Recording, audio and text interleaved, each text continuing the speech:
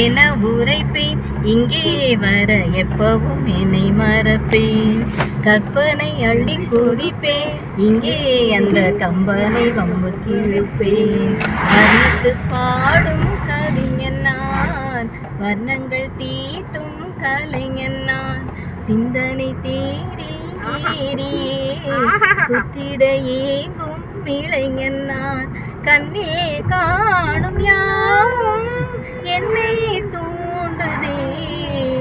எந்தன் கைகள் நீண்டு விண்ணை தீண்டுதே. இந்நேரம் இளநெஞ்சேவா தென்றல் தேரினி எங்கும் போய் வரலாம்.